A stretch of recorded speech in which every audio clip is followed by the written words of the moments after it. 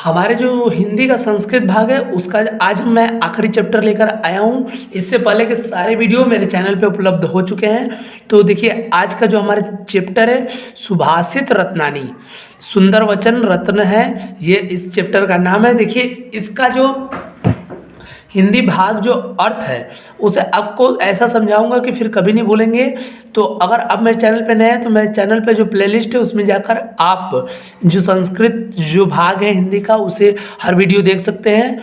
तो चलिए स्टार्ट करते हैं, ज़्यादा टाइम वेस्ट नहीं करते हैं। देखिए सबसे पहले जो पहला जो हमारा वो है श्लोक है उसे पढ़ते हैं।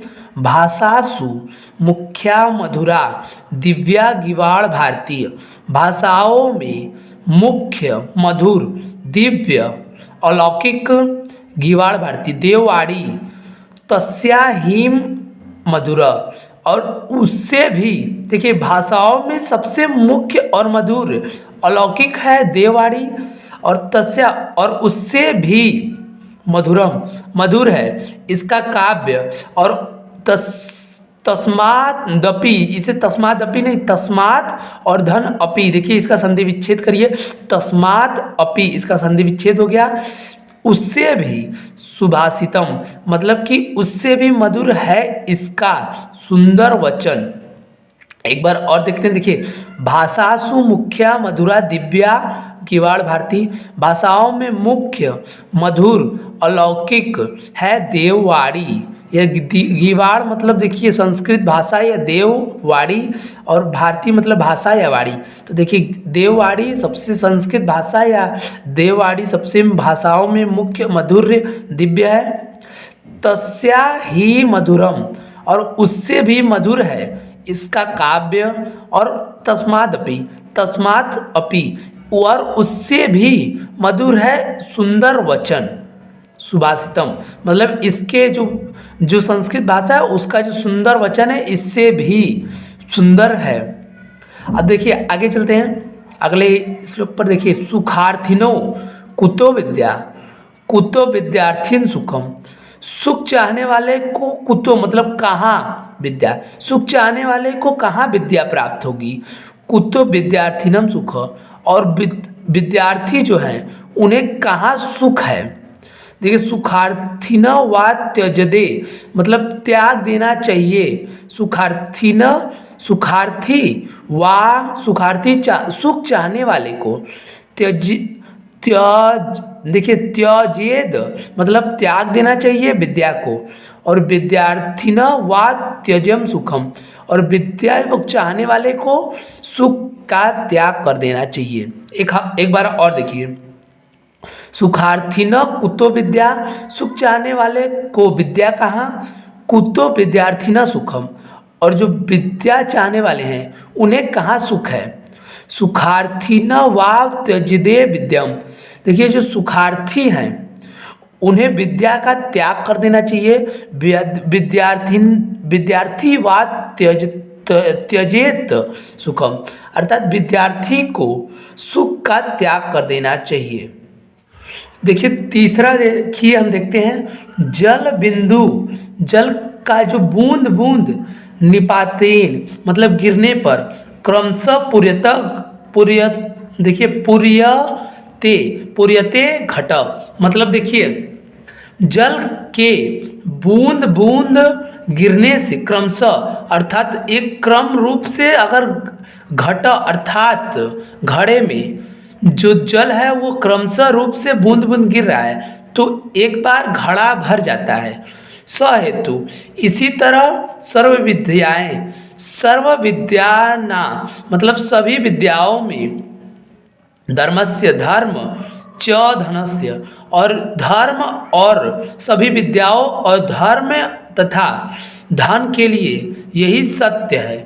एक बार और देखते हैं। देखिए जल बिंदु निपातेन, जल के बूंद बूंद क्रमशः रूप से जल के बूंद बूंद गिरने से पुर्यत घट घड़ा भी भर जाता है। स हेतु सर्व विद्या, इसीलिए सर्व हेतु सर्व विद्यानाम मतलब सभी विद्याओं में धर्म और धन और धर्म की भी प्राप्ति हमें क्रमशः रूप से या क्रमागत होने से ही प्राप्त होती है।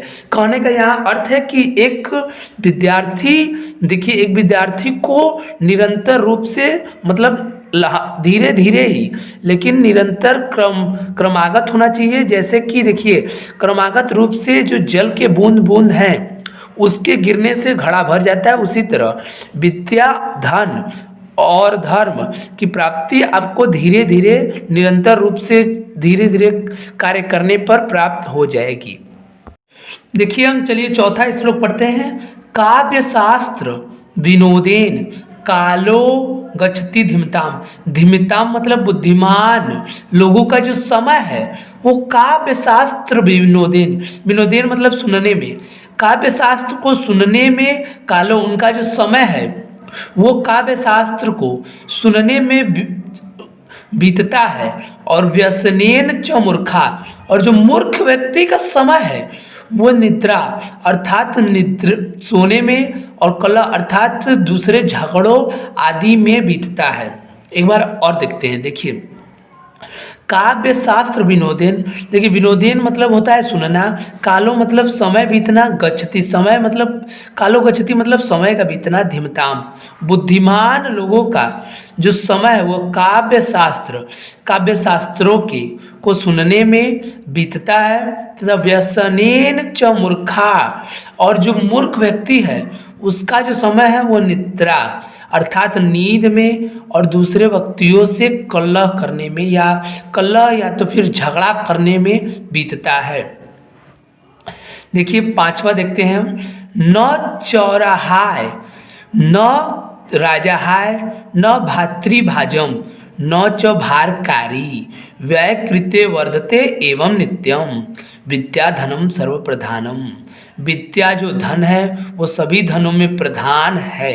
जो विद्या धन है वो न चौराहे, न चोर द्वारा चोरी किया जा सकता है, न च और न ही राजा है, राजा के द्वारा छीना जा सकता है, न भातृभाजम और न ही भाई के द्वारा बांटा जा सकता है। और विद्या जो धन है वो न ही भारकारी है न बोझ बनने लायक है। व्यय कृते वर्धते, इसको खर्च करने से इसकी जो विद्या धन है उसमें उसकी जो वृद्धि होती है। एवं नित्यम विद्याम, इसलिए विद्या धनम जो विद्या धन है वो सर्वप्रधान धन है। एक बार और देखते हैं यहाँ से। काव्य शास्त्रेन विनोदेन कालो गच्छति धीमताम, बुद्धिमान लोगों का जो समय है वो काव्य शास्त्र सुनने में जाता है, और मूर्खों का जो समय है वो निद्रा तथा दूसरों से झगड़ा लड़ाई में बीतता है। देखिए जो विद्या धन है वो न चोर के द्वारा चुराया जा सकता है और न ही राजा के द्वारा हारा जा सकता है। और देखिए न ही भाई के द्वारा बांटा जा सकता है, न च भारकारी और न ही यह भारकारी अर्थात बोझ बनने लायक होता है। व्यय कृते वर्धते, व्यय करने से यह वर्ता है। एवं नित्यम विद्या धनम, और ये जो विद्या धन है वो सभी धनों में प्रधान धन है। देखिए छठवां स्टार्ट करते हैं। देखिए परोक्षे कार्य हंतार, परोक्षे अर्थात पीठ पीछे, कार्य हतार अर्थात कार्य बिगाड़ने वाला, प्रत्यक्षम प्रियवादी अर्थात सामने, प्रियवादीनम अर्थात प्रिय बोलने वाले। देखिए वर्जयंता दृशम, छोड़ देना चाहिए, मित्रम उस मित्र को, विष कुंभ पयोमुखम। इसका मतलब देखिए परोक्षे जो पीठ पीछे कार्य को बिगाड़ने वाला, और प्रत्यक्ष और आपके मुख पर प्रत्यक्ष प्रिय अच्छा अर्थात प्रिय बोलने वाले मित्र से जो देखिए परोक्ष कार्य हतारे अर्थात प्रत्यक्ष जो देखिए पीठ पीछे आपकी बुराई करने वाला और आपके सामने प्रिय बोलने वाले मित्र को उसी प्रकार छोड़ देना चाहिए जिस प्रकार विष कुंभ जो विष से भरे हुए घड़ा के जो मुख पर दूध होता है उसे हम जिस प्रकार छोड़ देते हैं उसी प्रकार हमें उस दुष्ट मित्र को छोड़ देना चाहिए। एक बार और देखते देखिए परोक्ष पीठ पीछे कार्य का नाश करने वाले और प्रत्यक्ष और सामने प्रिय बोलने वाले मित्र को उसी प्रकार छोड़ देना चाहिए जिस प्रकार 20 कुंभ 20 से भरे घड़े के मुख पर जो दूध लगा होता है उसे हम छोड़ देते हैं, उसी प्रकार उस जो पीठ पीछे आपकी कार्य बिगाड़े या आपकी शिकायत करे और प्रत्यक्ष आपके प्रिय मुख पर सुंदर या प्रिय बोले, उसे उस मित्र को आपको छोड़ देना चाहिए।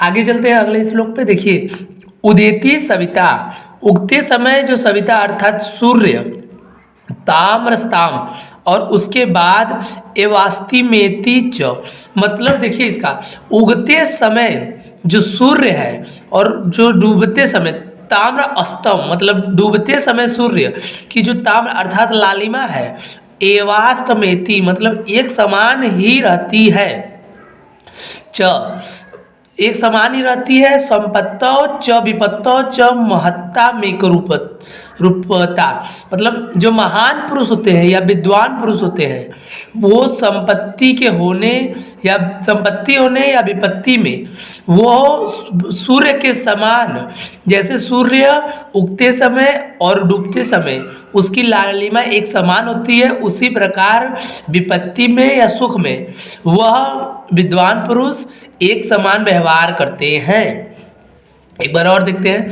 देखिए, उदेति सविता, उगते हुए सूर्य, ताम्रस्ताम और डूबते हुए सूर्य में एवास्तमेति, दोनों में लालिमा एक समान होती है, संपत्तो इसीलिए महत्ता में रूपता, अर्थात जो महत्व रखते हैं वह पुरुष संपत्ति और विपत्ति में एक समान रूप से कार्य करते हैं, वो एक समान बने रहते हैं। विद्या विवाद धनम मदाय शक्ति परेशान अपरिपीडनम खलस्य, जो दुष्ट व्यक्ति का विद्या होता है वो वाद विवाद के लिए होता है और धन शक्ति के प्रदर्शन के लिए होता है, लेकिन साधो अर्थात साधु सज्जन व्यक्ति का विपरीत, इसके ठीक विपरीत ज्ञान इनकी जो विद्या होती है वो ज्ञान दान और दूसरों की रक्षा के लिए होती है। देखिए एक बार और देखते हैं। विद्या विवादाय धनम मदाय शक्ति परेशान परिपीडन खलस्य साधव विपरीत में ज्ञानाय दानाय च रक्षणाय। देखिए जो खलस अर्थात दुष्टों की जो विद्या होती है वो वाद विवाद और जो धन होता है वो शक्ति प्रदर्शन तो दूसरों को कष्ट पहुंचाने में ही व्यर्थ हो जाता है। साधो अर्थात सज्जनों का विपरीते में, तो इसके ठीक विपरीत जो विद्या होती है वो ज्ञान दान और रक्षा के लिए प्रयोग की जाती है। चलिए आगे देखते हैं। सहसा विदधित न क्रियाम विवेक परमापदाम पदम, मतलब बिना सोचे समझे क्रियाम विवेक, बिना सोचे समझे कोई कार्य नहीं करना चाहिए। बिना सोचे समझे कार्य करने से आप में जो परेशानी है वो उत्पन्न होती है। वृणुते हिम विमर्श कारणम, और जो विचार विमर्श कर जो कार्य करते हैं वह व्यक्ति गुणलुब्धा अपने गुणों से लुभाने वाला या गुणों से रिझाने वाला होता है। स्वमेव संपद, और उसके पास जो संपत्ति होती है वो स्वयं का वर्ण करता है या उसके पास संपत्ति भर जाती है। विद्या विवादम धन नहीं, ये नहीं, सहसा विदति न क्रियाम विवेक, बिना सोचे समझे कार्य नहीं करना चाहिए। बिना सोचे समझे कार्य करने से परमापदाम पदम, अर्थात विपत्ति उत्पन्न होती है। बिना सोचे समझे कार्य करने से विपत्ति उत्पन्न होती है। और भृणुते हिम विमर्श कारणम, और जो व्यक्ति विमर्श अर्थात परामर्श कर सोच विचार कर कार्य को करता है उसका यह गुण गुणों को लुभाने वाला तथा स्वयं संपदा दूसरों की संपत्ति या जो संपत्ति होती है उसका वह स्वयं मालिक होता है या उसका वर्ण करता है। चलिए आगे वाले पे देखते हैं। देखिए, वज्रादपि कठोराणी मृदुनी कुसुमादपि लोकंतराणम। देखिए सबसे पहले देखिए, जो जो विद्वान पुरुष है या कठोर पुरुष है, उनका हृदय, जो ज्ञानी पुरुष है सज्जन, उनका हृदय वज्रादपि ब्रज के समान कठोर होगा।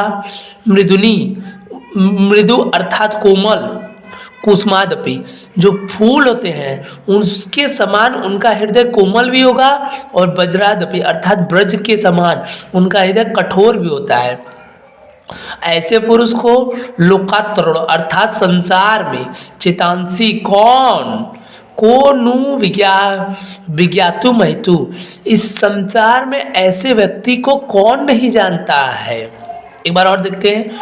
देखिए, जो महान पुरुष होते हैं उन्हें वज्रादपि कठोराणी मृदुनी कुसुमादपि, वज्रादपि अर्थात महान व्यक्ति या सज्जन पुरुषों का जो हृदय होता है वो ब्रज के समान कठोर, मृदु कुसुमादपि अर्थात फूलों के समान मृदु अर्थात कोमल, लोकात्तरों अर्थात संसार में उन्हें कौन नहीं जानता है।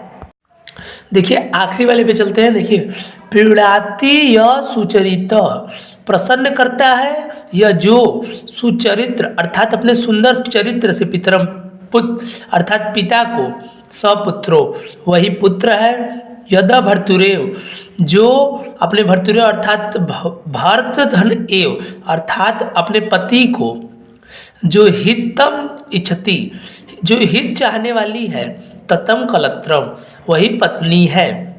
देखिए एक बार और, प्रीणाति यह वही पुत्र है जो अपने सुंदर चरित्र से अपने पिता को प्रसन्न करता है, और वही पत्नी वही सच्ची पत्नी है जो अपने भर्तृ अर्थात पति का हमेशा हित की इच्छा करती है।